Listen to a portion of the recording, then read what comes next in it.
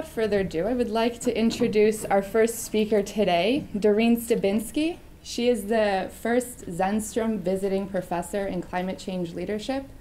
And what's unique about this initiative is that it's a research field that's quite unique in the world that came from a student-initiated course and student-led course at CMIS. So we're very happy to have Doreen here.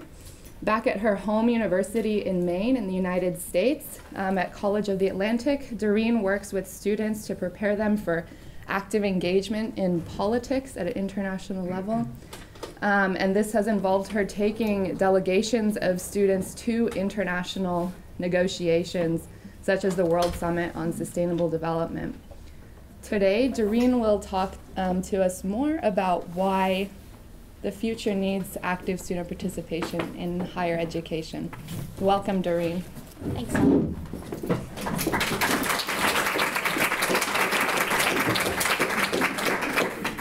Good morning, everyone, and I'm very happy to be here. Apologies for not being here yesterday. It sounds like the conversations were great. There was a lot of enthusiasm, a lot of energy, and sorry I missed it. It's easier to contextualize a talk when you know what people have said before you. But that said, I'm going to talk to you anyway. I'm not really going to address directly this question of why the future needs students in higher education. I'm going to talk, I thought it would be most useful actually to give you a flavor of where I teach and how I teach, and the college that I teach at is really quite, I think, unique in many ways very directly related to active student participation. So instead of talking about the why, I'm going to talk about the how we do it at a small liberal arts college in the United States, some of the methods that I use in my classes and that other people use in their classes, and generally what the learning environment that we create at the College of the Atlantic, which is a very student-centered learning environment. It's a learning environment that enables me to take students to international conferences. It enables them to participate in a pretty high level at international conferences, and I think that also has something to do with their abilities at international conferences has something to do with the learning environment that we create. I also wanted to say in prefacing my remarks that as I'm going through my points, I'm going to be describing the college. If you have questions, it's perfectly fine for me if we have a conversation as I'm talking rather than me talk and then Q&A afterwards. So let me just start. College of the Atlantic, a small liberal arts college. And if you have a knowledge of the liberal arts tradition in the United States, it's a tradition of, I guess the intent is to create very well-rounded students once they get out of the university. It's not it's not an intensely tracked approach towards a disciplinary degree, although at most liberal arts institutions in the United States, people will graduate with a disciplinary degree, but they will have taken courses in art and history and music and etc. There's quite a lot of breadth in the curriculum. We have a rather alternative small liberal arts college created in the early 70s. We only have one major. It's human ecology. Everyone from the college graduates with a degree in human ecology. That said, some people graduate knowing a lot about whales. They've done a lot of marine biology, but they graduate with a degree in human ecology. Some become documentary filmmakers, and they do a lot of work with our film professor. And they may be in a traditional university, you would give them a film degree, but they have a degree in human ecology. There's one major. It's deliberately an interdisciplinary curriculum. There are deliberately very few requirements. Students have a math requirement, a history requirement, a writing requirement. That's 3 courses there. And then distributional requirements. They need to take 2 science classes and 2 arts classes, one of which has to be a studio art class, and 2 classes in the broad area that we call human studies, which is politics and literature and psychology, and that's it. So if you're going for a degree in human ecology and there's only those sort of handful of requirements, it means that you've created a situation where students have to create their own degree. They, at the very beginning, take control of their education and decide how they're going to navigate their way through a curriculum, how many art classes they're going to take, how many math classes they're going to take. Amazingly, lots of students end up taking math and physics. Not because they're required, right? There's only one requirement, but because we have a really great math and physics professor at the college, a large proportion of the students end up doing multiple classes in calculus and physics. So students are able to, from the beginning, they're working their way through the curriculum themselves, and they're doing that in conjunction with professors. Every student has an advisor, but they also do peer coaching, right? They talk to each other a lot about what classes to take, about whether this class was a great class or a not so great class. They get to a class the first day of the term, they look around, they kind of decide if it's going to be a good class also based on who's in the room with them, right? Are there other people who I know who are going to challenge me in my learning, along with the professor who's going to challenge me in my learning? So at the level of sort of designing their degree path and choosing courses, students have a lot of control over their education. They have the space to make meaning for themselves in whatever way possible. They do that in a very interdisciplinary way, right? We have, countless people, I can't think of their names, who they're biologists, they do lots and lots and lots of biology classes, but they're fabulous artists. And they've also sort of spent a lot of time doing photography, or they're painters, or they're drawers, so they spend a lot of time in the natural world, but reflecting the natural world through art. Students go on to do pretty much anything, and this is one conversation that it's always difficult with, it's not always difficult, but sometimes difficult with parents. What is my student going to do with a degree in human ecology? What is human ecology? How do you interpret that to the rest of the world? But our students they go to med school, they go to veterinary school, right? They go into professional programs where they need quite a good amount of background in order to get into those professional programs. But as I said, documentary filmmakers, poets, writers, politicians, molecular biologists, you name it, students go on into those professions. One thing that I don't have in my notes, but I just realized, we also have a flexible grading system in that students can take courses for credit, or not for credit, for a grade, for a letter grade. That's the default, is that they take a letter grade, although that wasn't always the default at the college. The default at the college used to be written evaluations. It puts a lot of burden on us, but instead of just sort of collapsing their performance in a class into A or B or C, which is how we grade in the United States, A, B, C, D, F, we write sometimes rather lengthy evaluations of the students' performance in the class, which, and this is another thing that sometimes is both concerning to students and to parents, is how are they going to get into med school if they haven't taken any of their courses for a grade? But in fact, when you write a written evaluation of what a student has done in the course, you've actually given to the med school or to the graduate school quite a lot more information than they're going to get out of, whether somebody had a 4.0 or a 3.5. So, let me say a few things about what I think the philosophy of the school is, although, we've got, I forgot to tell you how big the school is. We're very small, which gives us a lot of flexibility, but we're accredited, but we're very small. We're about 350 students total, so 30 or so faculty members. So I wouldn't say that every single faculty member necessarily would articulate the philosophy of the school the way I do, but this is how I'm going to reflect some things that I think about our education. It's obviously student-centered. We use that word, and when new professors come in, as I did a number of years ago, I had to think about what does that mean? And of course, through practice, you create what student-centered means. For me, and I think for many of my colleagues, we don't think that learning is something that we hand to students. That we are in the classroom as co-creators of knowledge.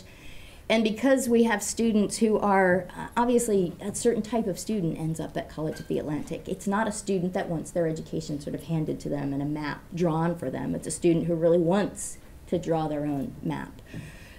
So those are students who actually are very challenging to have in the classroom, right? They push us, and this is part of the joy of teaching there, is that we are actually co-creators of knowledge with our students, and they help us. They help us learn about ourselves and learn about our subject matter. For me to be an effective teacher, I need to know where my students are and what they want to learn. And so there's a lot of conversation with students about what should we deal with in this course. Or there's also a lot of conversation with cohorts of, okay, what have you all studied so far? What courses have you taken? And these are the students that I work with, and the students that I take to international negotiations. What else do you need to know right now? Right, which means that sometimes I've planned to teach this course in the spring, but actually I'm not going to teach this course, I'm going to teach this other course because students have asked for it. They think that that's a better course for them at this moment in time. So obviously, having a very flexible, having a very small college gives us the ability to be that flexible. The class sizes are really small. This is a private liberal arts college. I work on average with about 12 students in a course. That's at the undergraduate level. There are larger courses. The chem, biology, math, and physics courses can be 30 students in a room. But our largest classroom is about the size of this room. One thing I think to note sort of from our history and where I fit into, we have evolved over time into a little bit more of a traditional sort of pedagogy. But for a time, the college was problem-focused, was very problem-focused. That is, the students said, what's the problem that we want to solve? We want to have a bottling bill in Maine, which means a bill that, a piece of legislation that would require you to put a deposit on any bottled beverage that you bought in order to then incentivize people to return those bottles in order to recycle them or reuse them. So coursework would be designed around solving that particular problem as opposed to just the transmission of knowledge, like how does a bill get made? Well, you actually go make the bill yourself, right? So that means that very central to the philosophy of the college is making meaning by engaging with questions or problems that actually matter. Yeah? I have a question. When it comes to you say that the students have a lot of freedom and so forth, and it sounds like you get good students. Is there any student that you think we might actually know who is famous today and who have graduated from your college? A famous student who's graduated from the college.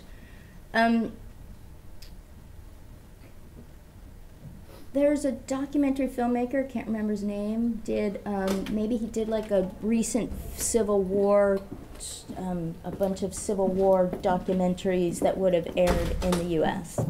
There's the head of the Boston Aquarium, I believe. There's a legislator, she's in the House of Representatives in Congress, Shelley Pingree. So she's but I think you'd more have to be American to know these folks, but sure. So those are the ones off the top of my head. I mean, you had some famous writers who publish books, poets, that sort of thing.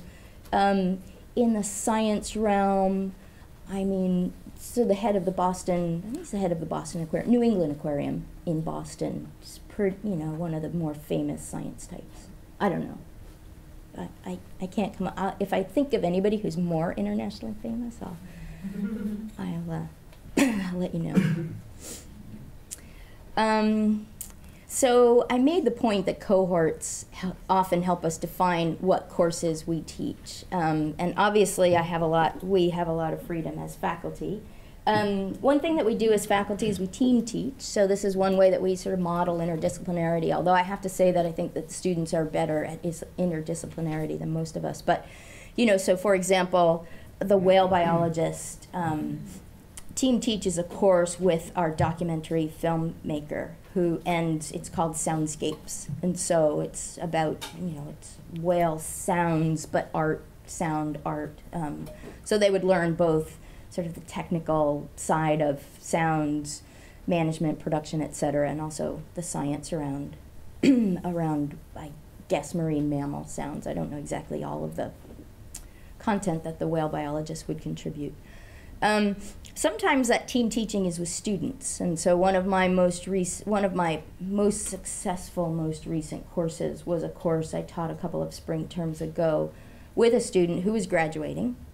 She was doing her senior project looking at bilateral and regional trade agreements and some of the legal problems associated with investor-state provisions in trade agreements. I knew that she was doing that. I knew that there were a bunch of students who wanted to take my course in the politics of world trade. I knew that Anjali knew a lot more about the BITs, the bilateral investment treaties, than I did, and so she did an independent study with me as sort of co-teacher. I taught the World Trade Organization, the big picture part of the course, and she taught the rest.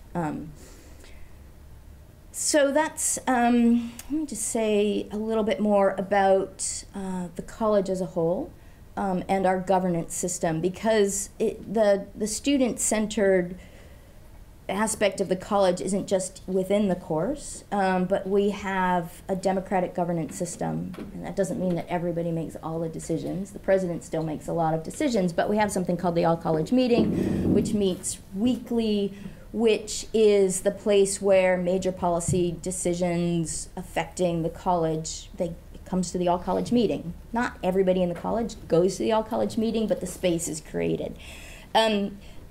The all-college meeting is sort of like the plenary of governance, but there's, committees. There's the Academic Affairs Committee, the International Studies Committee, there's the Personnel Committee. All of those committees would have students on them. So all of those committees would be, students would have input into academic affairs, which is the prime organ directing the curriculum of the college. It's the place where new courses would get approved. It's the place where there would be oversight over what kinds of courses are we teaching. Are we teaching enough of this or of that? So students would be involved in those committees. Students are also, it's mandatory, it's essential that there's at least one student member of a hiring committee for any new staff or faculty. Usually it's two. Usually it's like 2 or 3 faculty and one to 2 students, but usually 2 students. And then those students have the responsibility to, when you have visiting professors coming to campus who are applying for positions, and they would give a public lecture. Those students on the committee would be responsible then to solicit from the rest of the student body what their thoughts were and on the professor, on the visitors, on the candidates for that position. Whenever a candidate comes to campus for a position, there's also a mandatory. It's not mandatory. It's just always part of the search process is to have a pizza dinner with students. So just the candidate and students, nobody else. None of us are in the room. So you see sort of within the ethos and within the philosophy of the college that students matter. Student opinions matter. Student participation in decision making about who's teaching them and what courses they're teaching matter. Let me say a little bit how am I doing? Okay. At the level of courses, at the level of coursework, just some things that I do or that we do collectively that I think are merit throwing out to you and maybe having a conversation about. From the beginning of the term, I think a lot of us check in with the students about what they want to learn in the course and what they might be interested in learning, different approaches, different readings. I mean, we certainly give them the space to have that input on assignments. I often, when I'm designing problem sets, I teach politics courses, so we don't do a lot of exams at the college. It's a lot of writing and it's a lot of communication skills that we engage students in telling us what they've learned through those means as opposed through exams. I do a lot of problem sets, which is every couple of weeks. I give them a whole bunch of questions, and I say, here, write some answers to these questions, because writing is really important for them to learn.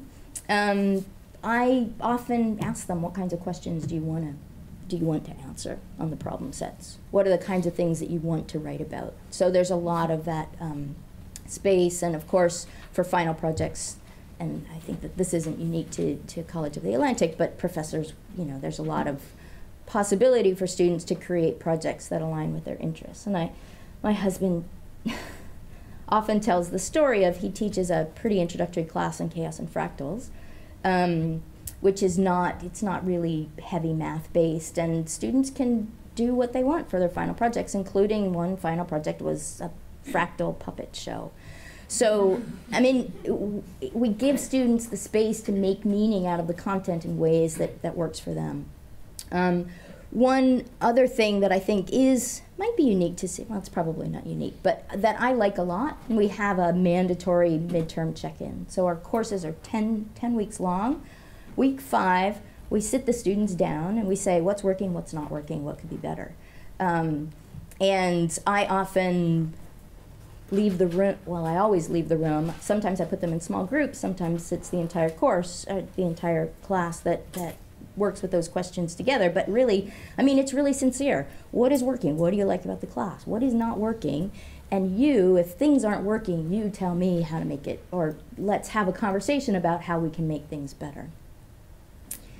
Let me say a little bit specifically about some of my courses, and so maybe to illustrate a little bit about how the style of teaching manifests itself in student performance outside of the classroom. I wanted to write, how do I write? Oh, pull it up.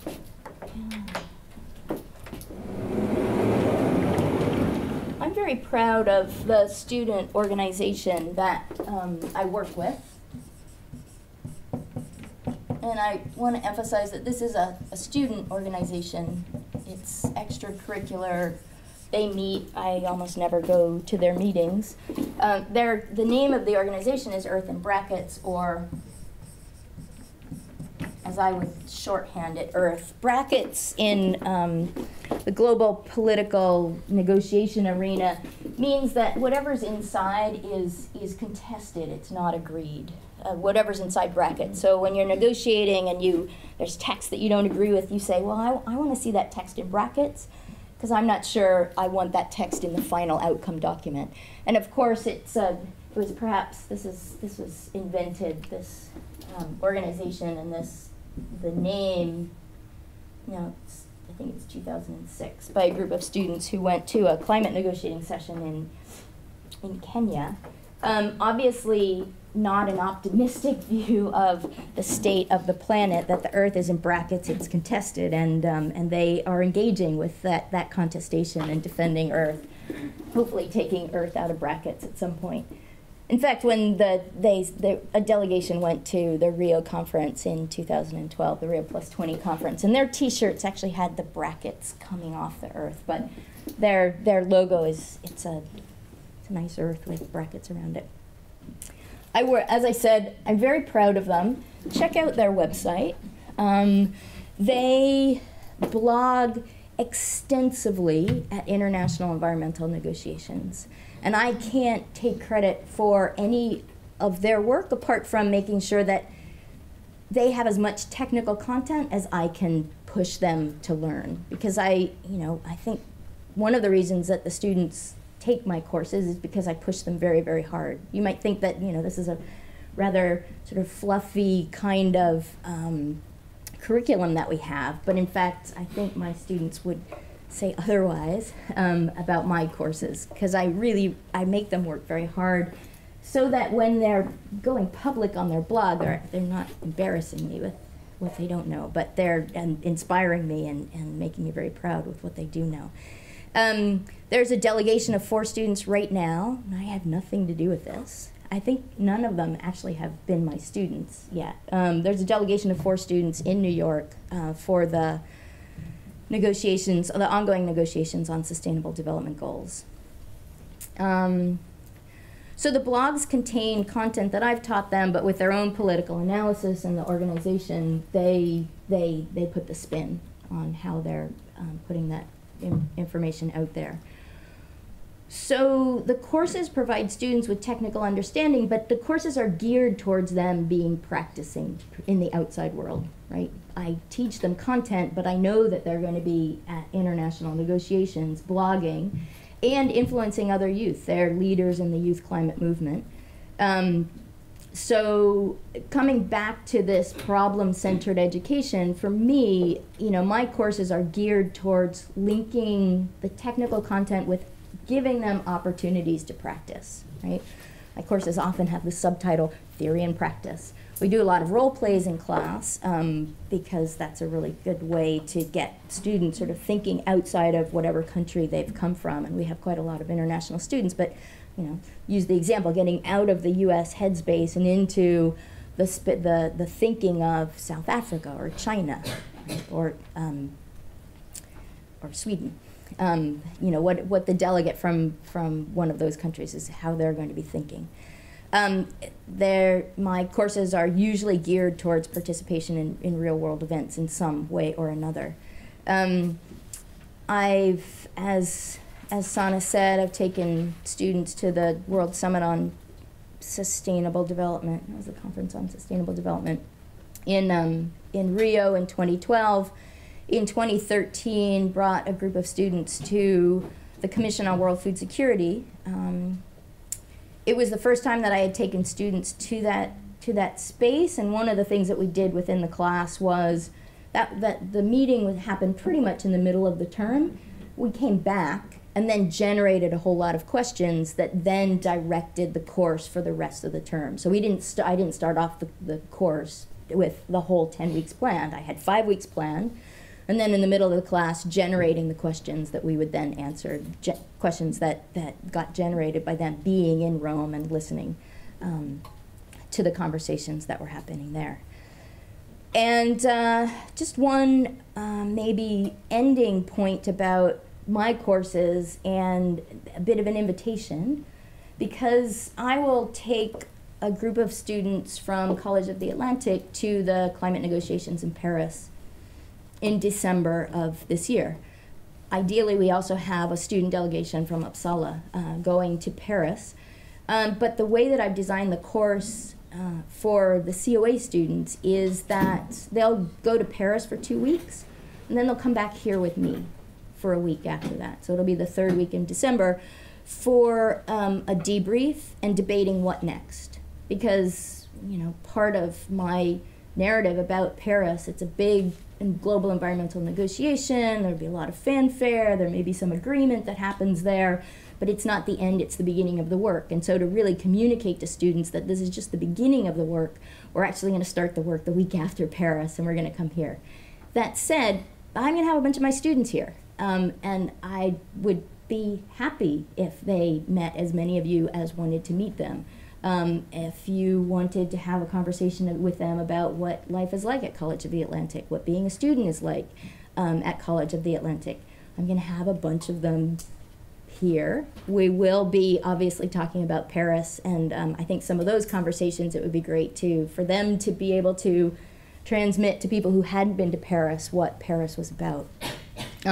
So that's a bit of an open invitation for our What Next week at the end of December.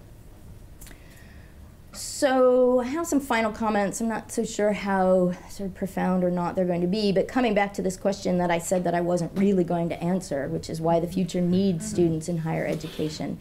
I think, so COA for me is it's a great example. It's a great, we can do so much, but hopefully it's a good proving ground for thoughts about or reasons why democratization of learning and overall academic governance is important.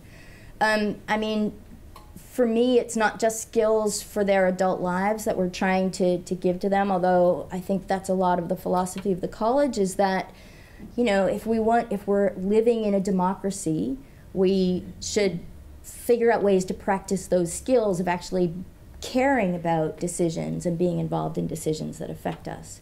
So I think that that's that's certainly the larger contribution to participation in a democratic society is part of the philosophy of the college. But also, I mean, I think the democratic governance of learning and the democratic participation in creating course content there's absolutely real benefits to pedagogy. I mean, I don't think without really engaged students in Earth in Brackets, really engaged students from 2006, and this is now sort of multiple cohorts, that we wouldn't have the kinds of student participation in the international negotiations. And it's not just from my course content, but it's from me interacting with them, and they're infusing their thoughts and ideas into my coursework and how I convey that material to them. In terms of climate change and other environmental issues, I mean, these are big challenges that will be addressed by our students. And I think by giving them ownership over the framing of questions and how to start coming up with ways to answer those questions now, we don't just I mean, it's a philosophy that says we're going to teach you in the context of how to start addressing those questions, as opposed to teaching you content and then throwing you out there and into the world and having you figure it out from there. The world is changing rapidly. I mean, you all know social media, it's overwhelming. I am so happy to be able to closely engage with students over how to use social media in the classroom, how social media is changing our world. If the academic institution is to evolve to keep pace with these changes, we need the advice and input of those who are more plugged in than the rest of us. My final point, the world is changing, the challenges are increasing. We need to empower students to work in so many different ways than we have in the past. And this is some of the rationale behind my, and a lot of us at the college, a really strong emphasis on writing and communication skills. Students need to be communication savvy, media savvy. They also, and I don't do enough of this, but I think that I need to give them time management tools, the amount of, and information management tools. The amount of information that students are bombarded with the internet is overwhelming. And those, I think, are cross-platform and cross-profession tools that they need to make them successful in the world that we're living in. But understanding that needs, I mean, I need to be in a conversation with them in order to be able to give them some grounding and then some transfer of knowledge about those tools.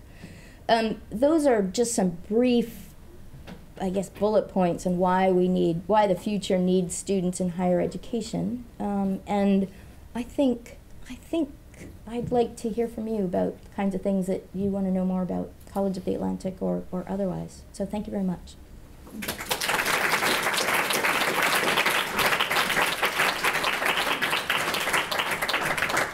The floor is open for questions.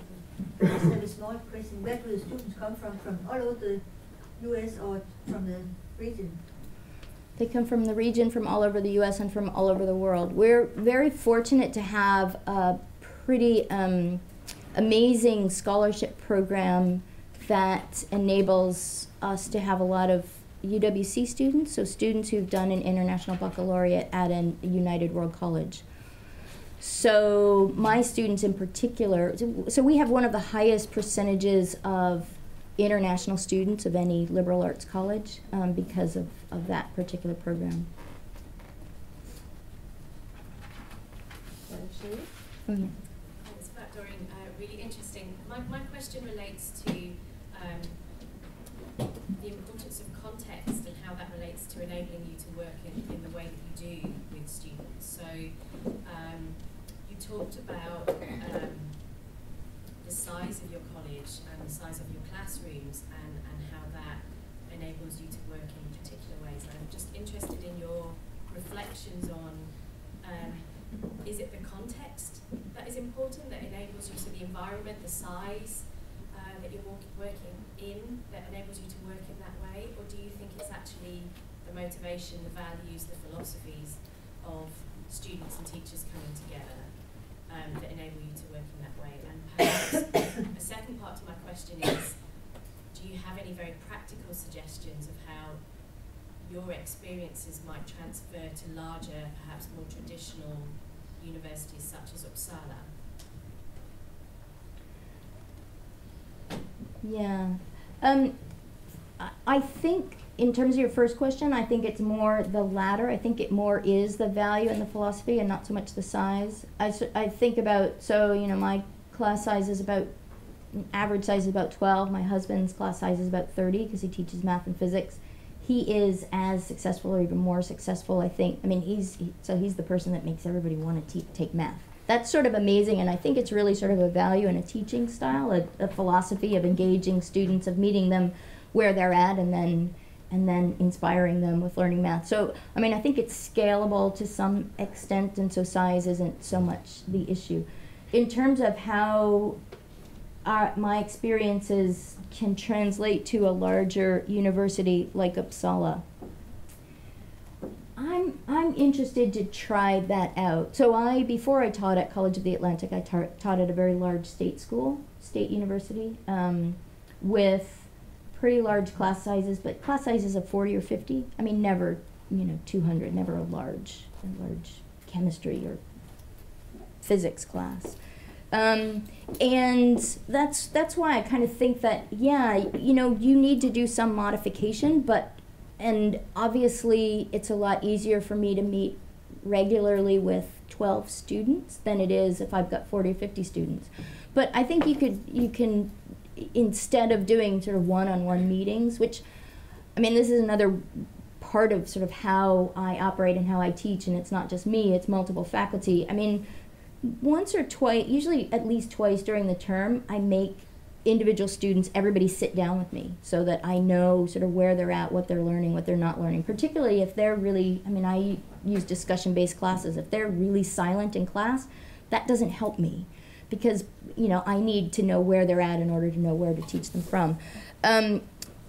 You don't have to do that one-on-one. You can do that in small groups. It's more of, I really think it's about the values and the commitment to teaching. And to, I mean, I want to be an effective teacher, and to be an effective teacher, I know I need to know what my students are learning, and ideally not through which bubbles they filled out on a multiple choice test. So I don't know if that's helpful. Did I answer your second question in terms of taking things to I mean, I don't think there is an easy answer. I was just interested in your reflections on if you had any immediate thoughts about being able to transfer things. So I'm really interested in how context-specific some of these practices may or may not be. So yes, you did. Thank you. Svante and then Sachi. Thank you for an inspiring presentation. Liberal arts colleges and education is much connected to building, in my experience, and certain transferable skills and so on. Connected to what? Sorry? Pardon? Connected to what? You said it. To certain transferable skills and so on. Okay. To the Bildung perspective. Do you know the German Bildung? No. Okay. To develop, the individual in aspects of their own transferable skills and so on, perhaps more than focusing on the subject content and so on. Do you understand what I mean? Yeah. Okay, yeah. So I was wondering how the students kind of gear up or progress towards the expectations that you have as teachers in terms of assessment, examinations, and level of knowledge and so on. Does it take some time to for them to understand the goals and your expectations as teachers, or is it an easy process, I should say? No, I think that has to be a conversation as well. I think that students come in with perhaps not as high expectations as we want them to have of their own progress, and then we have to communicate that to them. But I mean, yeah. So I don't think it's anything intuitive. I think, but I also think it's, we have a range of students. We have some students who are just so driven that their work far exceeds any of our expectations. So I'm a little hands off on that, because I would rather have students push themselves than me push them. And and push each other, right? So I'm always amazed at, I set my expectations for their projects here, and they think the expectations are up here, and they deliver up here. I'm fine with that, right? And I'm fine with them pushing each other towards, towards learning that goes far beyond what I think they might have to do in 10 weeks. So, yeah. Sachi? Thank you for the nice lecture. It really reminded me of, yesterday I was telling you about how I studied abroad in another, not as small, but still a liberal arts college in upstate New York. And I was thinking about how I compare that experience with my experience here as a student. And one thing is, I think something you mentioned, the check-in with the professors. And one thing that I think is unique or different about Swedish education or Swedish universities, usually I think the courses are not owned or like given by one lecturer or like one professor, but usually multiple professors and multiple maybe guest lecturers. And I think maybe that also makes it harder for professors to constantly check in how it's going. But also, it would be great to have the professors and the lecturers have that check-in like constantly, and try to have that in-person communication, as I said. And one specific question I have is, you mentioned about a mandatory midterm check-in, and I really think that's necessary, because sometimes students have a consensus that something is not working, but it's usually, I think, Swedish Uppsala University says, okay, write it in the evaluation at the end, which means we'll look at it at the end of the course and use it for next year, which is not useful for us. Right. And as maybe related to Sherry's question about the class size, how would you propose to coordinate it? For example, a 30-person or maybe 60-person, like my master's program course to do it. Would you do it in an in-person session in class? How would you facilitate it? What would you do specifically? Oh, for a midterm check-in? Yeah. Yeah, I would just scale up what I do, which is, usually I think conversations are best between a smaller number of people. Just more people get to say things. So usually in a class of 12, I'd make them talk in pairs and then report back. I think you could do that in a 30 or 60 person. I think you would do it in class. I think you'd do it in a session. You might break it into groups of 4 instead of 2. So 60 people, that's, 15 groups. That's a little much for report back, but you might want to sort of start small and then kind of build a little bit, generate the main points. Because basically I asked 3 questions. What's working, what's not working, what needs to be changed, how would you change it, kind of thing. And so, yeah, groups of 4, I think would be fine. You want to really reflect everybody's voice. So you don't want a group of 8, because not everybody gets to speak them. But I think a group of 4, you could have people answer those bullet points in 15 to 20 minutes, and then come back and do a round, a report back. The benefit of me sort of being out of the room when they're and why I deliberately do this to generate ideas is so that no one criticism of me is attached to a single individual. So it's a group generated idea of like what's working and what's not, and then so that people then have the space to voice without sort of fear of saying something that they wouldn't want to say directly to my face. I think we have time for one more question, and then I think we have to head up. But, Sarah? I was curious to whether you evaluate your curriculum or your graduates anytime yourselves, or the students do after they left, or whether you're evaluated by some outside party that looks at what you're doing. So in the United States, colleges are accredited by regional accrediting organizations. So in order to grant a 4-year degree, we have to be accredited by NEASC, which is the Northeast something or other accrediting consortium, something like that. So there's definitely outside evaluation. We have from time to time So for example, our international studies and languages, we've brought in an outside evaluator to sort of look at how we do things and give us an idea of how we might do things differently. We have a pretty small language program which worries a number of us, so it was useful to get some outside reflection on how we're teaching languages.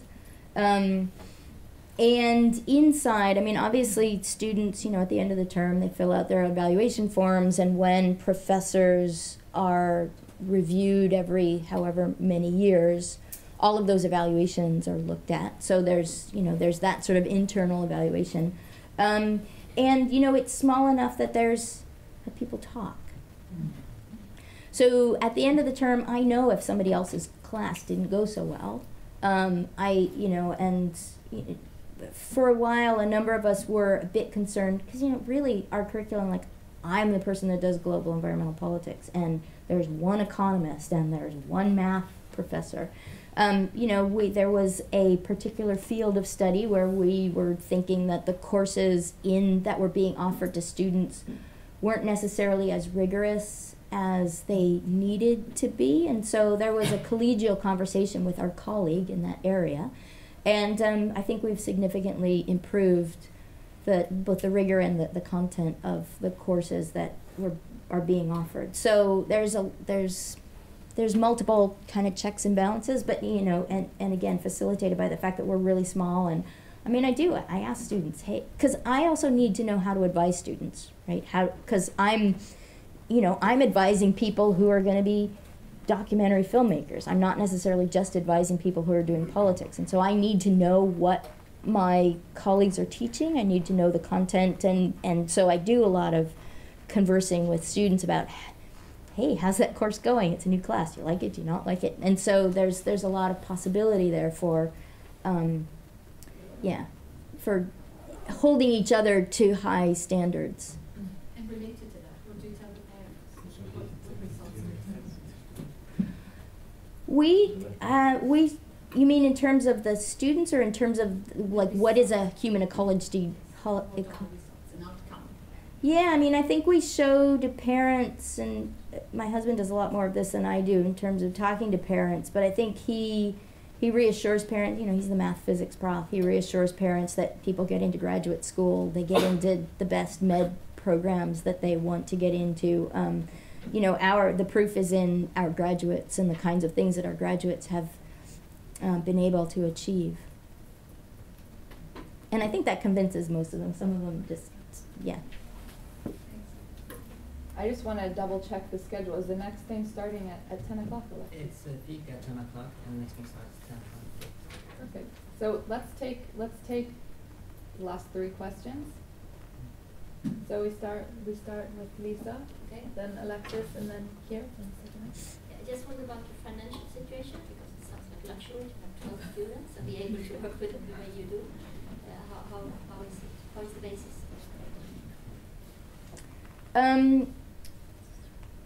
So liberal arts colleges in the United States, the vast majority of them are private, which means a very different tuition structure than you would see at a state school. So tuition is very high.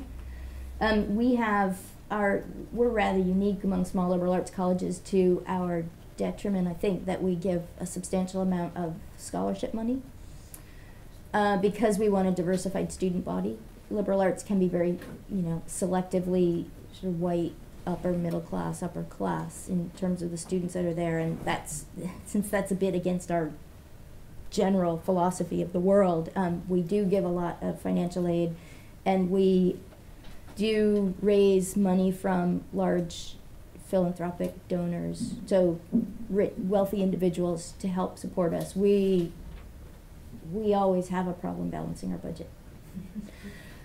But that's the model that we're working on, and that's to some extent due to our very small size. So in any one year, if, you know, when we're admitting X number of students, if 5 fewer students arrive, that's, you know, because they decided to go elsewhere, that's a big impact on our budget if we're bringing in 60 students. And so so part of it is the stochasticity of the small size. And part of it is the large amount of student aid that we give out. So financially, we're still there. Alexis? Thank you for this lecture. I started with noting that students at your college are largely responsible for creating or maybe understanding their education themselves, and I think this is the only way. This is the way that you are educated. That you created. You're the only one that can create it through you. But I believe that in Sweden we have the sort of opposite development, where there is this tendency that you really want a label when you leave university, being an environmental communicator or a cultural entrepreneur. And this attracts students because someone else has decided that this is something relevant for you to spend 3 years on. So my question is, how do you instill this confidence in the students that they will learn something throughout your program, and that they have learned something, that is enough? They don't need this title of being something. It's just that they have grown as a person. How do you create that confidence? I think that students who want a title don't come to our college generally. And this is some of what we wrestle with parents as well. Parents want their kids to have a title. I think the students come to the college because of the freedom that the curriculum gives them to make what they want out of their college education. So, yeah, we have a unique set of students in that regard, that they're not needing that. They do, by the end of their degree, want us to help them maybe a little bit in helping them interpret to the rest of the world what human ecology means. Because while they are sold on the degree that they've gotten, I think most students are pretty happy with where they end up.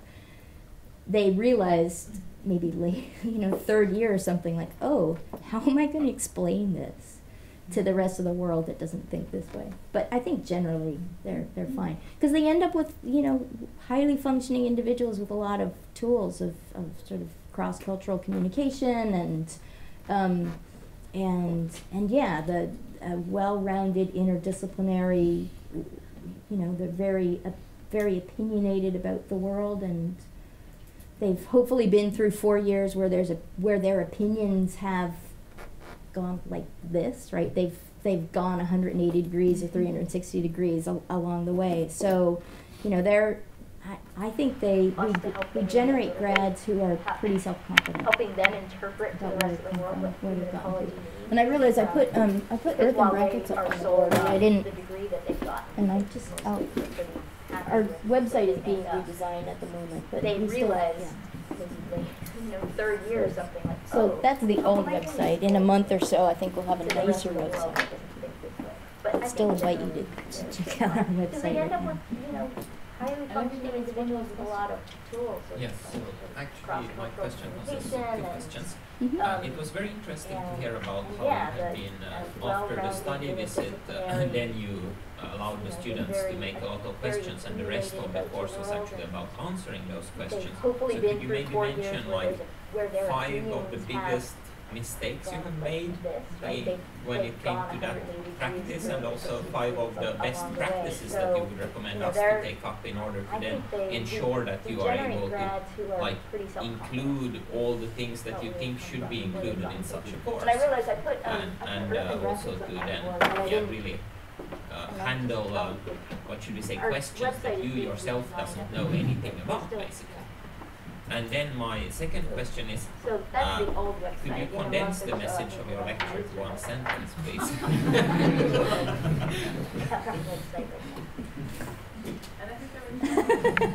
No.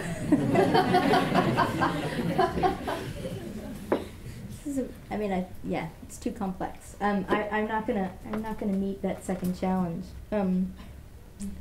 because I wouldn't be doing it a service. The complexity of and the reward of creating an educational path with students as opposed to for students. But how do I handle questions I don't know anything about?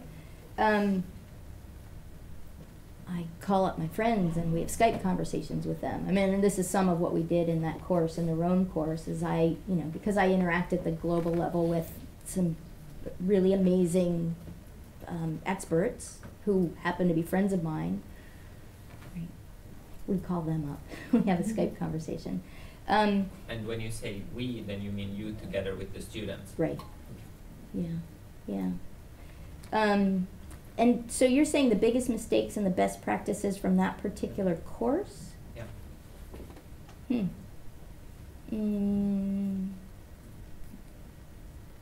Reflecting back on the course. I mean, one of the, so you're basically trialing a brand new course with students as you're going. And so, one of the mistakes is not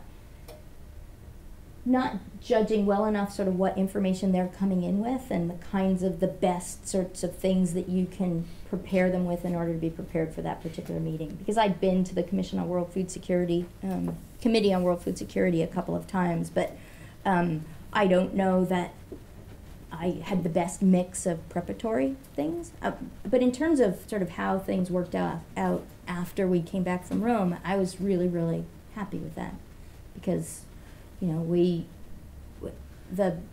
the trip enabled students to really sort of pinpoint, oh yeah, this is a question that fascinates me and I want to learn more about it. And that's the ideal, right? You want them to be absolutely fascinated and then with their own motivation to find out the answer. Because what I did with those last 5 weeks is they came up with the questions, I put together some readings, but then they really sort of digested the readings and they created the content of the discussions for the class. So they were required to then generate the questions that we would address in class. I don't know that I can come up with 5 mistakes nor with 5 best practices, but that's a little bit of a reflection of what I think didn't work so well or could have worked better, and then what I think really worked in sort of the second half, the generating of questions and answers. Is that a good enough answer? Well, that's the answer you gave. Thank you so much, Doreen. Sure.